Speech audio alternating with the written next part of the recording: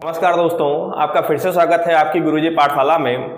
तो जैसा कि हम लोगों के जो वीडियो आने थे वो तो 2 दिन से बंद थे क्योंकि थोड़ी टेक्निकल इश्यू आ गई थी।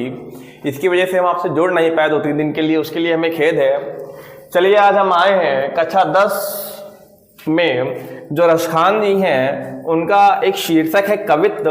उस कवित्व को हम लोग लेके आए हैं। जो कवित्व है ये पढ़ने में, जानने में और आपकी बोर्ड परीक्षा के लिए, तीनों के लिए बहुत ही जरूरी है ना। तो चलिए बिना समय गवाए हुए हम अपनी वीडियो को शुरू करते हैं।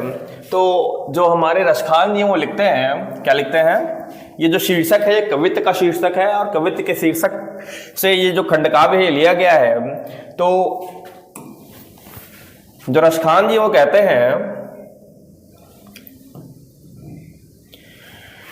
गोरज बिराज भाल लह लही बनमाल। क्या कहते हैं, गोरज बिराज भाल लह लही बनमाल। ओ आगे गैया पीछे ग्वाल गावे मृदुबानरी। ओ तैसी दोने बांसुरी की मधुर मधुर जैसी। बंक चितवन मंद मंद मुस्कानरी। आगे देखिए कह रहे हैं, कादम बिटप के निकट तटनी के तट। आटा चाड़ी चाह पित पट फहरान री। और रस बरसावे तन तपनी बुझावे नैन। क्या कहते हैं, रस बरसावे तन तपनी बुझावे नैन। ओ प्राण निरिझावे वहां आवे रस खानरी। बहुत सुंदर अर्थ देखते हैं इसका। तो ये उस समय का वर्णन है जब जो श्रीज्ञान जी हैं वो अपनी गायों को चरा के वापस आ रहे हैं। उस समय का वर्णन एक सखी दूसरी सखी से करते हुए कहती है कि, क्या कहती है, कहती है गोरज। क्या कहती है, गोरज। गो मतलब होता है गाय, रज मतलब होता है धूल।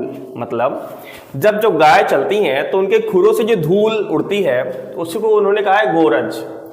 जो गोरज है विराजे, विराजती है। भाल मतलब क्या, मस्तक। गोरज कहां विराज रही है, मस्तक पे विराज रही है। और लहलही बनमाल, लहलही मतलब लहलहा रही है, सुशोभित हो रही है। बनमाल वन की माला, अर्थात किसकी माला, बैजंती की माला। तो श्रीकेन जी के मस्तक पर जो गोरज है वो विराजमान है। और क्या है, उनके गले में जो बैजंती की माला है वो बहुत ही सुशोभित हो रही है, लहलहा रही है। कहां पर, उनके वक्ष स्थल पर। फिर देखिए, आगे गैया पाछे ग्वाल गावे मृदुबानरी। आगे गैया, आगे कौन चला रहा है, आगे आगे गैया चली आ रही हैं, पाछे ग्वाल, उनके जो पीछे ग्वाल बाल हैं जितने वो चले आ रहे हैं। गावे मृदुबानरी, गावे गाते हुए, मृदु मतलब मधुर मधुर, बानी मतलब वाड़ी। और जितने भी ग्वाल बाल है वो गायों के पीछे मधुर मधुर वाड़ी में, मधुर मधुर धुन में गाते हुए चले आ रहे हैं। तैसी दोने बांसुरी की मधुर मधुर जैसी। तैसी वैसी ही ध्वनि आ रही है, काहे की, बांसुरी की। जितना अच्छा गाना गाया जा रहा है उतनी ही अच्छी धुन बांसुरी से निकल रही है। मधुर मधुर मतलब बहुत मीठी मीठी।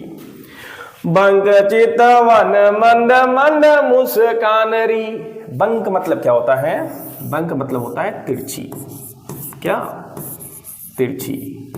और चितवन मतलब दृष्टि। श्रीकेन जी की जो दृष्टि है वो कैसी है, तिरछी दृष्टि है। मंद मंद मुस्कानरी। और जो श्रीकेन जी हैं वो कैसे मुस्का रहे हैं, मंद मंद मुस्का रहे हैं, है ना। आगे देखिए लिखा हुआ है, कदम बिटप के निकट तटनी के तट। मतलब कदम के विटप, विटप मतलब वृक्ष। कदम के वृक्ष लगे हुए हैं, कहां पर, निकट मतलब पास में, तटनी मतलब यमुना जी के तट मतलब किनारे। यमुना जी के तट के किनारे क्या लगे हुए हैं, कदम के वृक्ष लगे हुए हैं।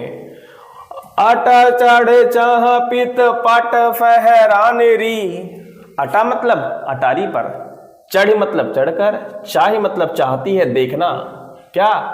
पीत पट, पीले वस्त्रों को, पीले वस्त्र जिनको धारण करके रखा हुआ है श्रीकेंद्र जी ने, फहरान मतलब फहरते हुए। तो एक सखी दूसरी सखी से कहती है कि अटारी पर चढ़ जाओ। कहां? उस यमुना नदी के तट के किनारे जहां पे कदम के वृक्ष लगे हुए हैं, वहां पर क्या करो? वहां पर अटारी पर चढ़ जाओ। क्यों? क्योंकि वो चाह रही हैं श्रीकेंद्र जी के पीले पीले वस्त्रों को फहराते हुए देखना। फिर कहते हैं रस बरसावे तानी तापानी बुझावे नैन। रस बरसावे, श्रीकेंद्र जी आ रहे हैं ना, तो वो गोपिका कहती है रस बरसावे। जो श्रीकेंद्र जी है वो रस बरसाते हुए आ रहे हैं। तन तपनी, तन की तपन को और नैन की तपन को बुझा रहे हैं कौन? श्रीकेंद्र जी। तो श्रीकेंद्र जी रस बरसाते हुए लोगों के तन की तपन को और नैनों की तपन को बुझाते हुए चले आ रहे हैं।